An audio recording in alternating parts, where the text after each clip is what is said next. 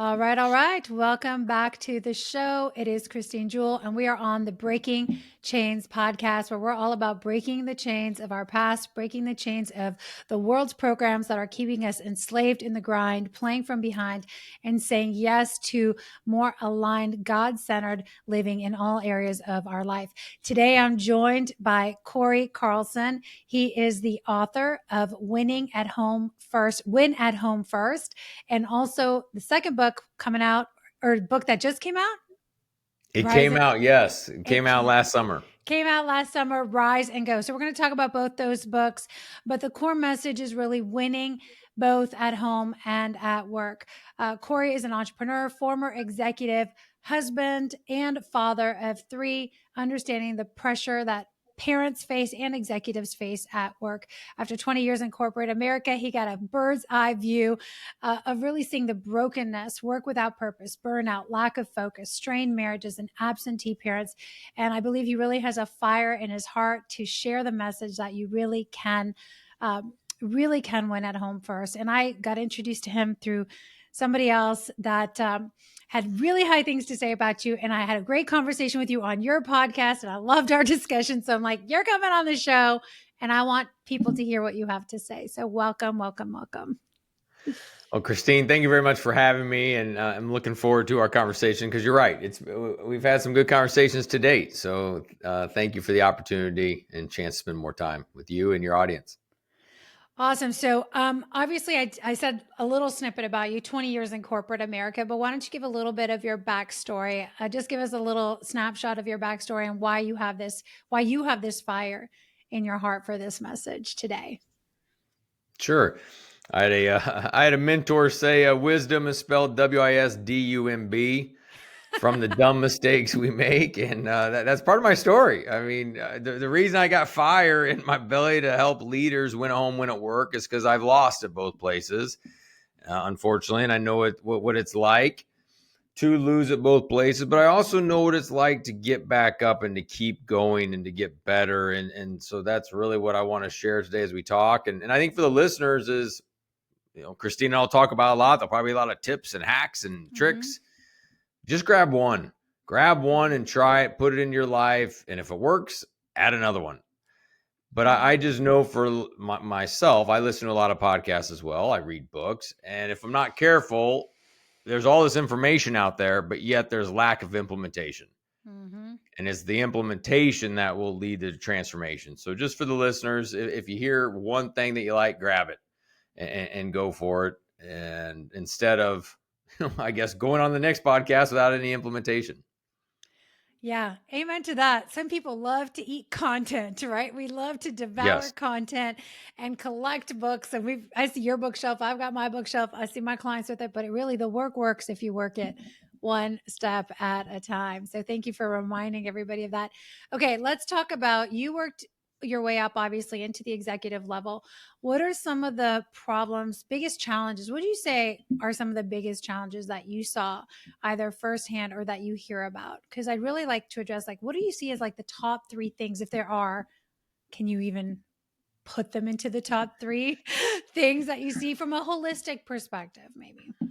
Yeah, I mean, I'd say, one problem that I saw and unfortunately experienced in my own life is there's this thought that if I'm going to be successful at work, then I need to lose at home.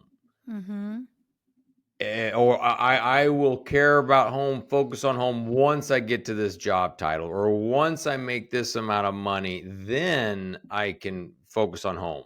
But for the family, I got to get to this income or this title or this corner office, then I can do the focus on the family. So I think that's a miss, that people think that they got to give up family for work, or the flip of it. If I'm going to love my family, be present for my family, then I need to say no to every promotion. And I don't think that's true either. I think now there may be some promotions you need to say no to, and you need to prayerfully consider if it's the right move or not. But I think you can get promoted, have executive roles, and still have success at home. So I think that's a big miss. Absolutely. Is a lot of people think it's a either or as opposed to a both and. Yes. So I'd say that's one. I'd say another that I saw a lot, even experienced in my own life, is they are compartmentalized. Like they're totally different.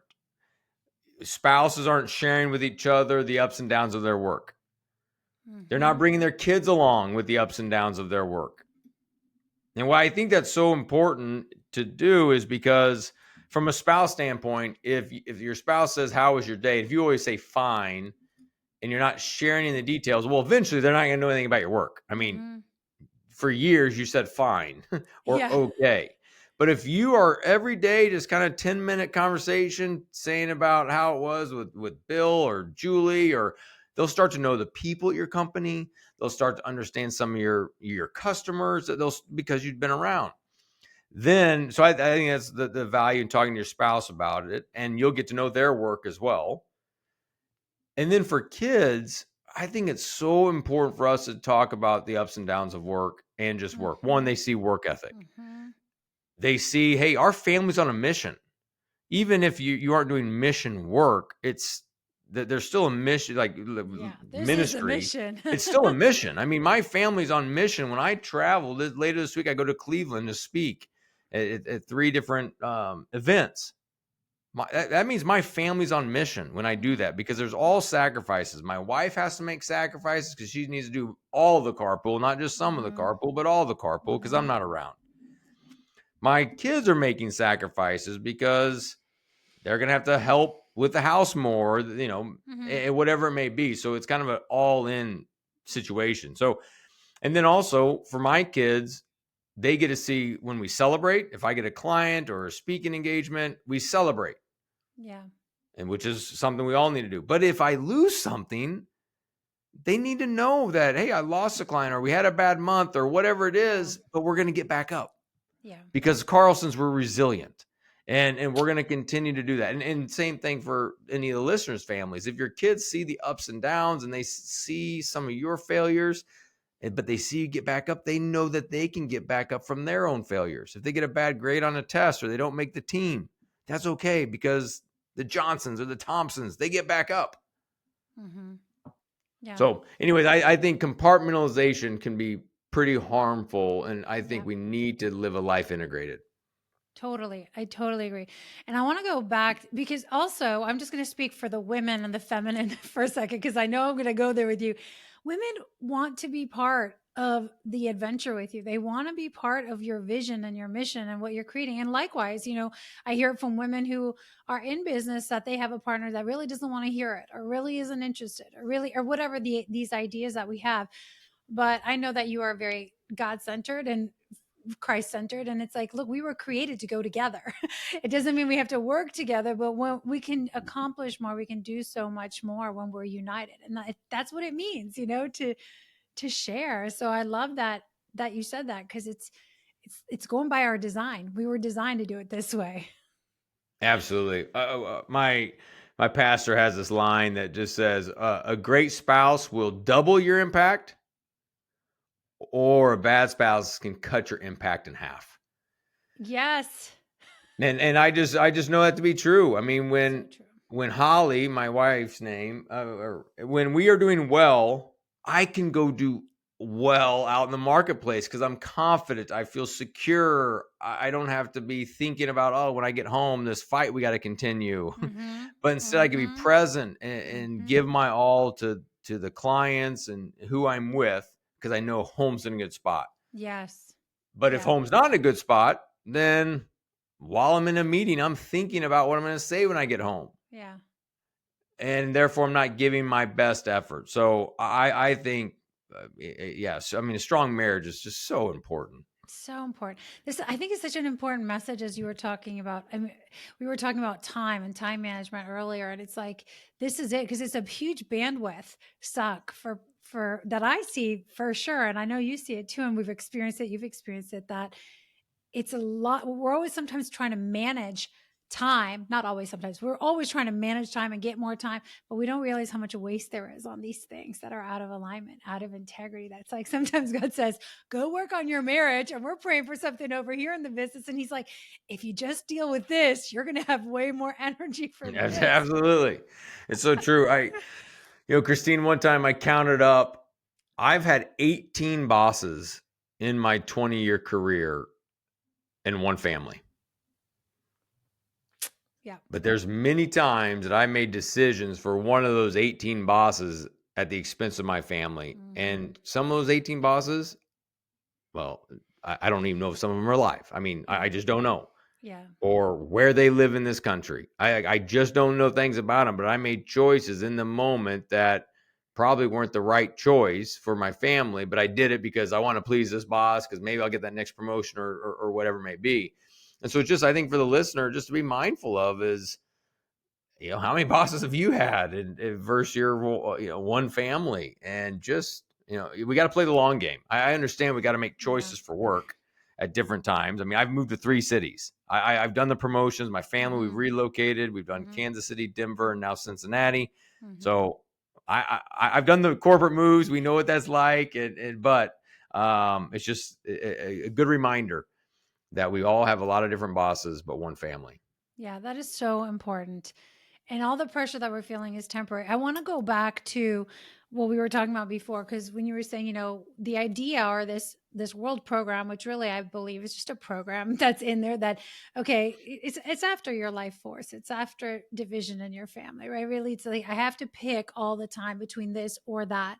I have to pick between success and family, success and my wife, or this.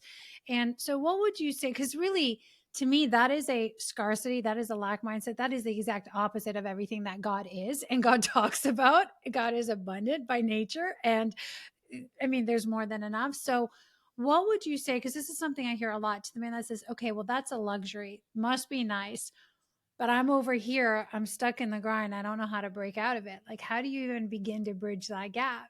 Because I worked with and hear this a lot, especially also from people who say they're faith-based, that are really stuck in this mentality, this operating system. And if there's a disconnect there, I think also from a faith perspective, that of not living in integrity.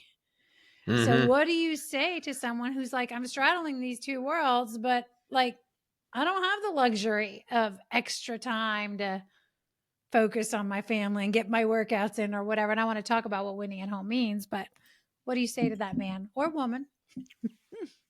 Yeah, I mean, I'd say wherever you're at, be present Mm-hmm. and give your all to that. So like when you're at work, work.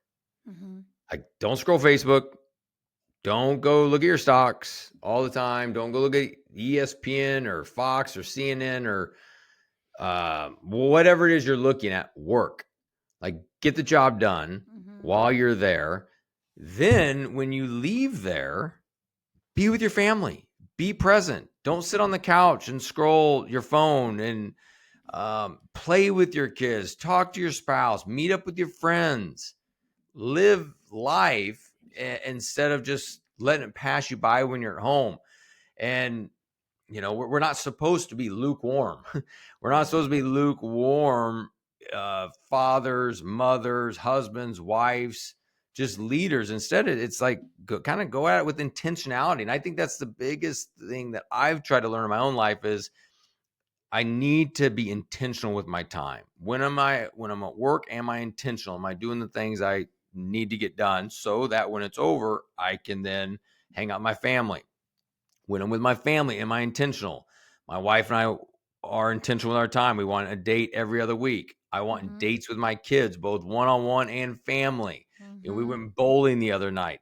Blast. If you need something to do with your family, bowling is Go awesome. bowling. Yeah. It's not that expensive. It's not expensive. And it's a great time. It's so fun. Mm-hmm. So I think, Christine, one thing is just be intentional and wherever you are at, just get that thing done. Mm-hmm. One thing that has been very, very helpful to me, especially in recent years, in I left. I wish I would have learned this earlier in my corporate career, but I didn't.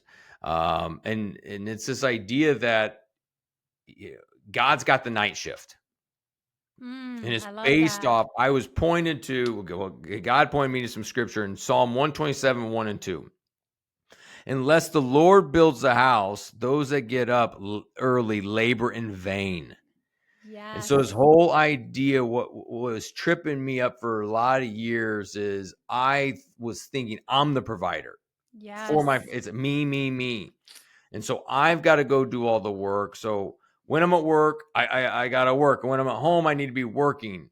And even if I'm not really working, I was be thinking about work. And Yeah. so God pointed me to this verse because when I left corporate, you had a steady salary and Mhm. someone's Mhm. paying my insurance. Kind of when I went into launching a coaching and speaking business, I mean, I didn't know when to turn it off because it's like Right. there's always a new prospect. There's Mhm. always a new LinkedIn connection I need to make and a new Mhm. post to write and Mhm. whatever. There's always something to do, and it just was not healthy. Right. You're And then always on, which is I was exactly always what I was on, going to and, ask you. and Like, how do you but shut it off? And this is it. absolutely. So then God pointed me to this verse, and I I and I love it. understand God has all the shifts. I get it. I know Yeah. God's got the day shift, He's got the morning shift, he's all the time. I get it. But for me, what I needed to hear, and obviously God speaks to all of us in a language we each can understand. Yes. For me, it was God has a night shift. And what that meant was if I love I that. work hard while I'm at work, when I'm not at work, I He's can be got with it. my family. And I have to have faith that God's got the night shift, meaning there's somebody right now thinking about maybe hiring me for to be a coach, a coaching client or speaking client. And I can then play with my kids. I can throw the football with my son. I can go to the gym, work out. I could go Mm. hang out with my small group. Whatever the case may be, I could do it. And so the phrase, take it a step further, not just God has a night shift, but then I control the input, God controls the impact. Come I on, can't say that worry. again. Say that again. That was I control the input. God controls the impact. And so, and how that looked for me is I'm a numbers guy. I mean, I'm a sales guy by career. If anyone, a listener, does Enneagram, I'm Enneagram 3, which is achiever. If I'm not careful, I could just be about results. How many downloads does this podcast get? How many books were sold? mhm. How many people like that post? Mhm. And that was unhealthy for me. And Totally. now, not that I've mastered it. I still have my bad days. I'm still Mhm. human. I'm still flesh.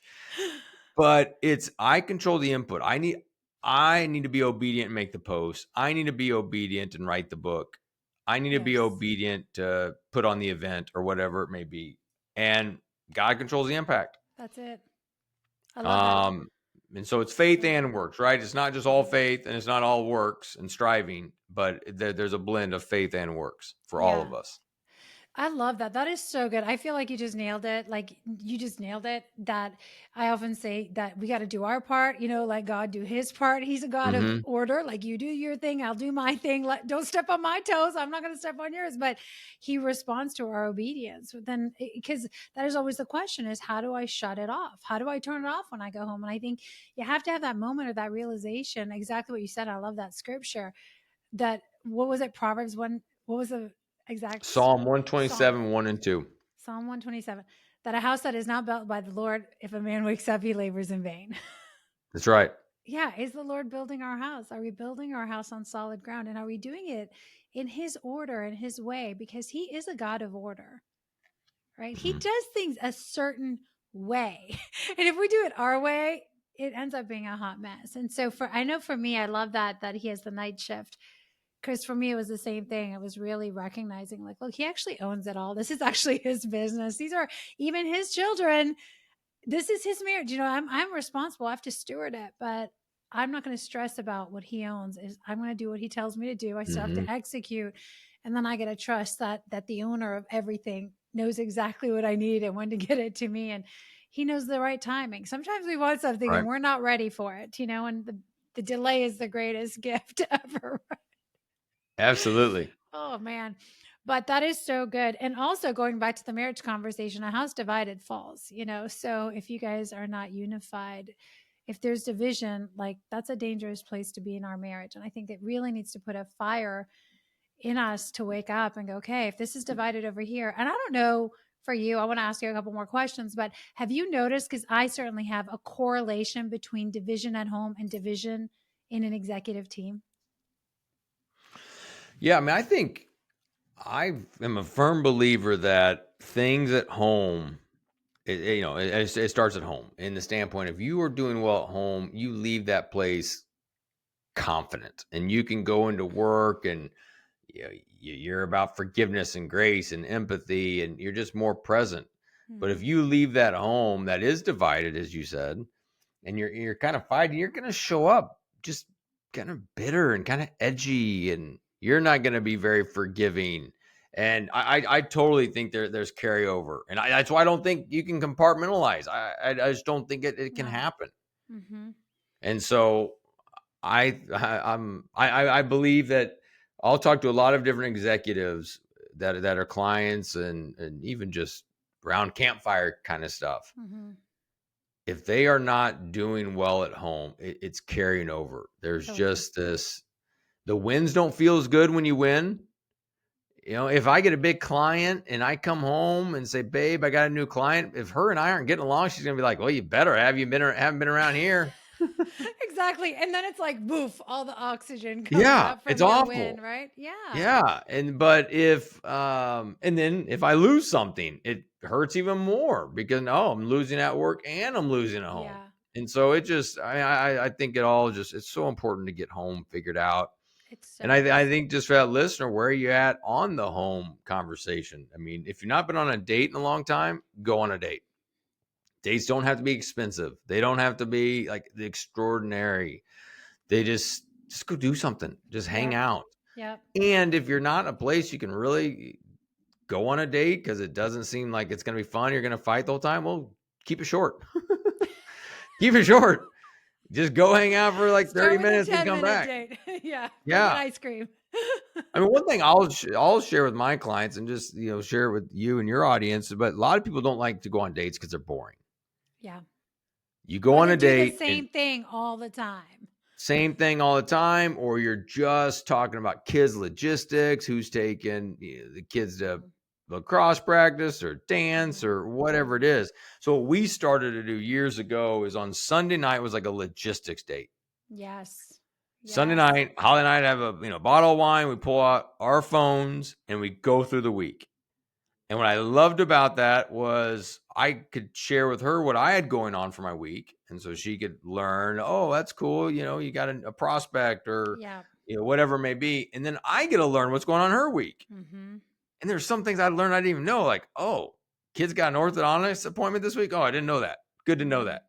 Mhm. Whatever the case may be. Mhm. So it just allows us to align with the week because then there's no surprise who's picking up Caleb, my son, from practice. Yeah. I Yeah. know I'm picking him up Yeah. because I put it in my calendar on Sunday night, and then when we go out on a date that weekend, we can just talk You about can us. We don't have to protect talk it. about logistics. And so, anyways, we logistics and a love date. Those are the two dates that have always helped, and a lot of people use it. So go Yes. for it.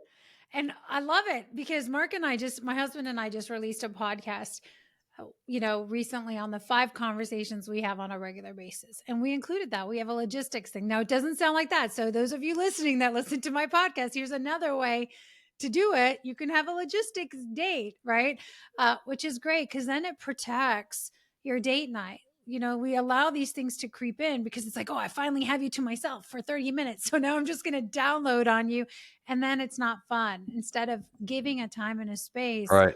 to actually handle it. One of the things we talked about was having a money conversation. I mean, we have this kingdom wealth meeting because money's another thing, right? That people really stress sometimes. It's a divider in homes, or people have different money beliefs or different money backgrounds. They don't talk about where are we at? What are our goals? What do we want? What does wealth creation look like? Are we, what's the debt situation? Whatever it is. And so but I love the date night, the logistics date night. What I was going to share, maybe some of your listeners will listen to this. My husband started doing this thing called the daily brief, and kind of born out of the Cool. same thing because we have 6 kids, 2 businesses. Now we're bringing both businesses together. We're merging. My mom lives with us. We travel a lot. So he started sending me an email at the top of the day, and it's called the daily brief from the king. And so it has logistics things, that we share, but also has like a devotional, a reflection, and a prayer kind of for both of us. And then we'll pray later. But that thing changed our life because it was like, oh, okay, now we don't have to waste all this time and energy trying to figure out, hey, what are you doing? Where are you going? What's coming up? It eliminates the friction, and so you can have more flow. So it's funny because whether you decide to do the date night and logistics date night or a daily brief or whatever, you're putting flow back into your life. You're like removing the resistance, right? And that's really when we remove the resistance, there's just more bandwidth for more of the things that like are life-giving. So I mean, obviously we've talked a lot about tactical things, being present, be where you're at, have the day nights, do the family things. Is there anything else? And I mean, we don't want to give the whole book away, obviously, win at home first. But if you were to say, like, what's the one thing that you really want people to take away from that a message realization? If you could just implant it in their neural pathways, it's like, boom, I have a new mindset. I have a new way of thinking all of a sudden. Number one, what is the mindset, the belief system you want people to really take away? And what is one tactical thing? Well, you already said being present, maybe that's it. But is there anything else that really comes to mind? Yeah, I mean the book went home first. I do kind of joke that the title is like some people are like, I don't need to read that book. I know that win a home first. The Yeah. guy's gonna tell me to win a home. Yeah, it's like says it all. It says it all. So next time maybe I write a book, it'll be more ambiguous. But no, and so but the book is in four parts that I think is the way the flow has to go. And the Okay. first part is you. Mhm. Like in order for us to be good spouses, good parents, we got to get our own stuff in order. So it's understanding your identity as a beloved son or beloved daughter of God. And your identity is not in your job title. Your identity is Mhm. not in how much money you make, because all those things are temporary. They will go away. And what Yes. happens when they go away? How do you show up when I've been fired. I've made stupid mistakes, and then Yeah. my identity is not tied to those things. Mhm. So the first part is getting yourself right. And so there's some different key frameworks that have helped. Head trash. I think a lot of us have head. I mean, I don't think I know a lot of us all have head trash and these self-limiting beliefs and the lies the devil tells us. And, Mhm. and so I talk about addressing that in that first part, which is all about you. Second's marriage, most important relationship you have. Because if your marriage is strong, then your kids can leave their home with confidence and security, knowing that they have a basically a Mhm. safe home to come back to. Mhm. And so in that part, I talk about pursuing your spouse, forgiving your spouse, and serving your spouse. Ooh, The love it. the third part is all about parenting. Parenting it's inviting them into a relationship. We want to be fun. We want to go bowling like we talked about. We want to play, but we also have to challenge them to responsibility. Mhm. Like make the bed, work on your grades, make sure you're studying. I mean, it's both. It's truth and grace. And Jesus modeled that for us. Yeah. It's come, follow me, very invitational, but then it's go and make disciples, which is very Yes. challenging. Yeah. Right. And the woman at the well, Mhm. give living water, very invitational, but then challenge of like, you are correct. The man you're living with is not your husband. Yeah. Now you got to So change your ways. change your Change ways. direction. Change your ways. And so that's how Yeah. we need to lead at home. Yeah. And the other thing we also talked about, I talk about in the book, and just a firm believer in it, is we need to be that voice of truth to our kids. Yes. And our kids are coming to all of us and asking us questions about whatever the topic is of culture, Mhm. whatever it is. And if we don't give them the right answer, we don't think they're old enough. Yeah. They'll go ask somebody at recess, or they'll go Google it themselves. Yeah. And so, if kids, I'm so grateful. Holly and I learned right out of the gates. A mentor said, always be the truth tellers to your kids. Mhm. And there were times we were telling our kids that other parents probably weren't going to say, they would have deflected. They would have said, oh, you're too young for that, or don't worry. But once your kids realize that they can't come to you for the truth, they're not coming anymore. Yeah. They're going to their classmate, they're going to recess. And now if the kids got phone, they're going to Google. So Yeah. that's a big part, and we talk to our kids about things, and I think it's been paid off huge dividends for Mhm. us. And now we've got strong relationships with our soon to be 20, 16, and 11-year-old kids. Like Mhm. there's Oh, there's a ways lot there. of healthy discussions. Yeah. The top, and then the part four is on work. Yeah. It is on work. It's time management inside of work and outside of work. It's getting some of the healthy boundaries that we were talking about, and Yeah. having just those relationships, understand a personal vision statement. Yeah, so So important. I want to just say to parents, because you're absolutely right. You just said so many great things there. First of all, I love the fact that you said there is an order, and I could not agree more. Like, everything starts with us. I always say all of our problems are relationship problems. The first relationship is the one that we have with ourselves and our identity, and the one we have with God, which then affects every other relationship, which is then the second one, which is the opposite sex. So if you're a man, your Yeah. relationship with women, and because, man, sex distorts things in our relationships with the opposite sex, and that. So I love that, because I want to go back and say, like, God is a God of order. And when we get things in the right order, we Mm, benefit. We see the prosperity, which means our journey goes well, right? I think money is a byproduct of prosperity. That's like, okay, we're going in the right way. It's like we're parenting our kids, and it's like, look, there's a way that could be a lot easier for you. You don't have to do this the hard way, where you have to learn yeah. through all this suffering. I mean, I think there is some suffering sometimes, but really, I believe suffering is optional. But I think that, first of all, I wanted to say, yes, that there is an order. And if you get this, and if you're patient, the benefits come quickly. You can start to see things almost immediately start to shift. Mhm. And I love what you said. I want to go back to the marriage thing, but I also want to make sure that we tap in there to the avoidance conversation, because I think you're absolutely right. Too many really important cultural shifts are happening. Parents are not talking to their kids. And I think that the average child gets introduced to porn at like age 7. Mhm. And we think, oh, my little baby, my 7-year old, they're Yeah. just innocent and running around. Meanwhile, who knows? Because they've been on technology since they were 18-month old, or sometimes you got Right. 6 months old, and they're on these little iPads at restaurants. And all it takes is a couple pushes of buttons, and you'd be amazed. And this stuff comes in, and there is an agenda to go after your children. There is an agenda to go after our children. So I love what you said, is be speakers of truth. I think it was like, have your words be always gracious and kind, but seasoned with salt. The Yes. salt is the truth, right? You're right. Yeah, I mean, if you do respond to your kids, not only can you be first to market, right? Can you have the first voice, but you can also weave in what God says about it. Because odds are, if they go find it about recess or on their phones, they're not going to see what God says about the matter. Yeah. And so that there's so many valuable reasons of why we need to make sure we have that dialogue with our kids. Yeah. And we want to be that voice in their ear, hopefully a voice of positive influence that speaks life into them. Okay, I want to tap into the marriage thing. So you said pursue your spouse, serve your spouse, and give, Pursue, serve, and forgive. forgive.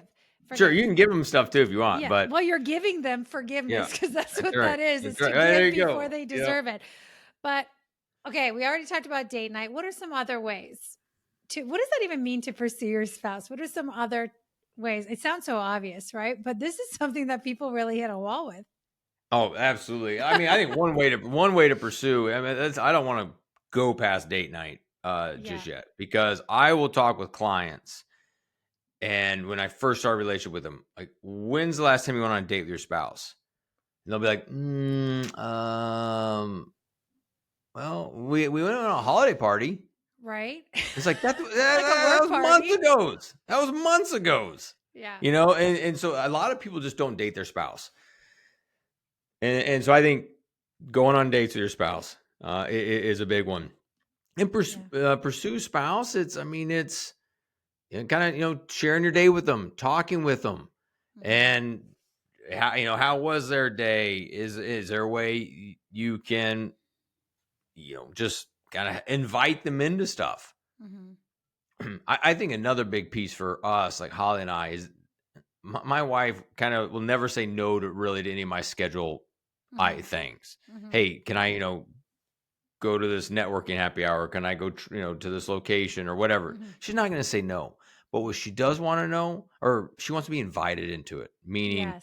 hey, babe, there's this networking event on Thursday night. Is it okay if I go to it? I mean, I'm Hmm. showing her respect Right. of asking for her permission, as well as, hey, if I go to this, you're gonna have to do all the carpooling or the Hmm. logistics, Yeah. as opposed to a way I may have used to handle it is, I've got this deal on Thursday night and I'm going. Yeah. Like And, it or not. and that's a problem. Okay, guys, that's a problem. And That's a so problem. simple. And it sounds like, oh, you got to go ask your wife for permission, but that's not what we're saying.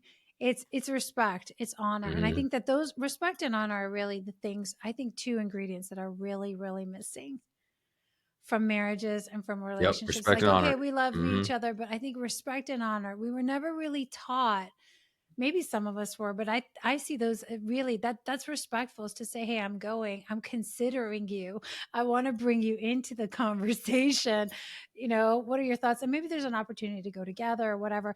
I will add to that, though, also, I think that women for sure want to feel like they're a priority. So you can go to all the things, but I want to know that I'm still the chosen one. You know what I mean? She Yeah, wants to know absolutely. that you got that date night on the calendar, you got that trip planned for her, or you've got that lunch date or whatever it is, and you've planned that before you go plan your meeting, before you go plan your other things. And I know for me that's a huge thing. I of course my love language is quality time. So, but I think a lot of women's language is quality time, and because I work think is a like lot the of women have mistress. all 5 love languages, first of all, which I think that Yes, a that's true. bunch of yeah. A But no, in all well-rounded seriousness, woman I has think you're all of exactly them. right. I mean, our spouses are seeing Yes. how much time we put into a work strategy meeting, how much time we're putting into the vision statement for the company, but yeah, we don't have a family vision statement Right. or whatever. I mean, the spouses see all that effort that go in, and then they know you're just winging it to possibly go on a date with them on Saturday night, or you're just winging it with the family. They see, and they get it, they see it, Yeah. and I mean, it works both ways. I mean, Totally. It goes both ways. And if you give her the leftovers, she's going to give you the leftovers. That's just how, yeah, and so we want the first fruits. Again, that's a biblical concept, is the first fruits. Like, are you giving each other the best? And I love that conversation of pursuing, but really taking that date night a little bit further. It's not just another thing to knock off the list and be like, did it, yeah. success. But it's like, are you planning? Are you looking forward to it? Are you hmm giving her things to look forward to? I will give my husband a shout out. He's very good at this. And I love it. I love it. I love the fact that he never asks me, hey, where do you want to go for dinner? I mean, he'll say, like, is there anything special you'd love? Or, but, Right. part of that, I think, also creates an atmosphere where, certainly for me, I'm more vocal about asking for what I want. Like, it's okay because I know that he wants to come through. I think that's part of the masculine. Like, you guys are designed to want to provide, to come through, to like hit a home Be the run. hero. Yeah, you want Yeah, to be the hero. So give him yeah. something to go for, ladies. Um, Well, we always talk about employees want us to be seen, valued, and heard. mhm. I mean, so do our spouses, so do our kids. I mean, and so do we. I mean, our own Right. selves. We want to be seen, valued, heard by our spouse. And so I think there's a big piece of that, of just spending time with them, going on dates, asking questions, being curious. And in the end, our spouse, our kids will feel seen, valued, and heard. Totally. I mean, it's the core of every human need. That's what we want, and we're hmm built for each other. Okay. We talked a lot about winning at home first, and we're not going to go into rise up too much behind you, but tell us what a rise and go, tell us a little bit about Rise and Go. What's that about? You've got two great books. I could see them if you guys are watching this on YouTube. You can see them in the background. We're going to drop the links of how you can get those, but give us the premise for that so reader or listeners can also get a understanding. Yeah, absolutely. Rise and go is this idea that all leaders get knocked down. It's just the great leaders get back up quicker. So, what Mm, could it look like in your life if the next time you're knocked down, you get back up quicker? mm, And the reason I wrote the book, I mean, there's kind of this joke. If I come out with a third book that's like, oh, what happened to Cory? Something else happened. Anytime he writes a book, it's because of failure. that's And good there's some though. truth to that. That's usually my story. So Rise and Go, I left corporate, went all into coaching and speaking. Here we come. My family and I made the decision to leave corporate. We're going to do the entrepreneurial thing. We made that choice on March 1st, 2020. Hmm. So we're, bad time to Right. launch a new idea on March 1st, 2020, Yeah. because COVID happened. Right. And on March 13th, which I'm not a superstitious guy, but I think it is odd that on Friday, March 13th is when the world shut down. It's when stay at Mm-hmm. home and mask and all that jazz. Mm-hmm.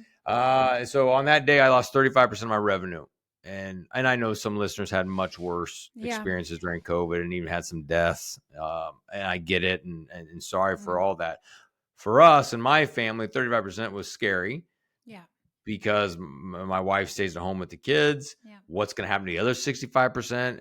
Is that going to all get canceled the next day? My three kids, are they gonna be able to go to college? Like, kind of Yeah. like what all the questions. And I was also mad at God. Like, I thought we Hmm. were doing this together. Like, I prayed about it. I thought I had Yeah. green lights to go from corporate into this, and now this is falling apart. So the book is content that I pulled together to help myself get up. Mm. There's 20 different chapters. The first 10 are to give you the courage to get back up. The next 10 are to give you the confidence to move forward. Mm. Well, what happened, Christine, is this content was helping me up, I had different one-on-one clients Totally. in my coaching program. It's like, hey, I'm struggling with this over here. I'm like, well, I wrote this blog this morning to help me. What Yeah. do you think? And it was helpful to them. So it got battle tested. And I was like, all right, well, here's a book. So I put it in a book and published it. It's been fun to see some of the impact and kind of ripple effect the book's had on different leaders out there. So that's the idea of the book. We all get knocked down, and just how do we get back up? What do we do with it, right? If I love that Lauren Daigle song that says, "If it's not good, it's not over," based on Romans, right? God uses all Yes. things for good. If it's not good, it's not over. And it's so awesome. You and I talked about some parallels between your book and my book too. We both kind of those Hmm. were both birthed out of the same season, that season of Yeah, making the absolutely. leap, going through COVID. And there's still a lot of people angry and pissed off that didn't go the way they wanted to and they lost Hmm. revenue. But for me, it was an appointment that God was preparing me for something new. And I also journaled during that time so that I was going through my process. And that's where my book was born. And I think it's so cool that we're sitting here now that we have these two books that were born out of this season that was like a crisis for many people. It was a total redirect. Same thing for me. I had this studio, I had a bricks and mortar business. I ended up closing that business, but it was like God was doing a new thing. He was preparing me for something else, and he was preparing you for something else. And it was really, I think, a time of cultivating our character. Really, I mean, that's what you're talking about, courage and confidence, right? Right. It's the character. Uh, are we going to become the man, the woman that is ready to receive what he has for you next? So rise and go. There it is. I see it in the background. That's right. Yeah, it just happened to be placed right there, just by chance. Yes. Yeah, I mean, I think that's for the listener too. I mean, whatever's going on, I mean, that is part of your story. Yeah. Um, that whole idea of your mess becomes your message, your Hmm. pain becomes your platform. I mean, there's kind of all those different, Yeah. phrases, but I think that is so true. And like in our family, we identify it, we call it out, we celebrate it, and we look forward to it. And whatever the thing may be, like my middle child, I mean, I've got ups and downs of all my different kids, of their journeys and their stories. But when my daughter my middle child had a rough injury due to gymnastics, and instead of just being miserable in that pain, it's like God is going to use this for something. We just know Yes. He is, Hmm. and it's our job to lean into that. Hmm. I've heard that prayer is, God, don't get me through this. Help me grow through this. Yes. Come on. And that's what the mindset we are just having in our family. If something cruddy happens, I mean, yeah, it still sucks, and we're still frustrated Yeah, and for mad. But it's sure. it's like there's something good that's going to come out of this. There truly is. And so for we are more than conquerors, Yeah. and we will see good come out of it. So we're teaching that to our kids. We're talking about it, and then when we kind of get to the other side of it, we say, hey, remember back then when we were all frustrated, we saw this, and look how it's being used, and look Yeah. how now you've gained your wisdom, and you're able to send cool text prayers to your friends because of what you've been through. Yeah. And anyway, so I just think that whole rise and go is really for all of us, because we are all getting knocked down from time to time. And it could be a small setback, Yes. but it could be something big, like Yeah. a divorce or a firing or something. But we are all being called to rise and go. Rise and go, rise and go. So good. And man, when you've got a strong foundation of faith, you guys, that's what makes it all possible. I can't imagine having gone through that and not have that foundation. So I love it. Rise and go. Right. We're going to put that link there. And Cory, as we wrap today. Thank you. It's been like we've been talking for 45 minutes already. What? I love it. Time goes by when you're having fun, right? Always. Thank Okay. thank you for the opportunity. Always. So what looking ahead, obviously, number 1, what are you working on these days? What are you excited about that you're building, creating, or inviting people into? And how can people get a hold of you or connect with you? Yeah, thank you very much. I mean, one thing, as you probably know from from your coaching as well, there's a lot of people that want to coach. They just don't want to spend the money, or they're really Right. not, ready to make the commitment. And I get it. I mean, Hmm. I've said no to coaches myself. I've hired lots of coaches, but I've said no different times. And anyway, so one thing we've just launched our team is we put together a course Hmm. where it's got a lot of different tools that are helpful. It's win a home first action plans on my website, but it's got a lot of the content I use with one-on-one. Love it. You don't have a coach necessarily. You don't have the community, which is some of the value of the, but you have a less expense and you got some tools to at least get moving. Nice. And I think that's such a big piece, is just to get moving. And so, anyways, we put together a course. That part is pretty cool. And then I'm coaching and speaking until God calls me to do something different. Mhm. I'm trying I to love help it. leaders win a home and win a work. And Takes that's an what I'm pretty army. excited about. So I Yes. love it. I can't believe I get paid to do this. I know. Isn't it awesome? I love it too. It is such a joy. It's such a joy to do the thing that you've been called to do, the work that he's prepared for you and called you to do. And when you find it, when you do it, you just know, because it just pours life into your life, and it pours life into everyone else. So thank you, Cory, for being here. We're definitely going to drop the links below. I love the self-paced courses because it's a great starter and an opportunity for people to start to chew on some meat, take some action, see some results, and then momentum and motivation comes from doing, right? From taking action. So you guys check out those links, check out those books. And as always, I want to thank you all for being here, for tuning in. If this message hit home, hit forward, share this podcast episode with somebody in your circle. We always love to spread the word. This is how you share the good news. You share the message and you help us get these Mhm. messages out into the world. And if you have not subscribed yet to the show or left a review, we always appreciate hearing from you guys, your thoughts on the show. Until next time, here's to loving fiercely, leading courageously. We'll see you in the next episode.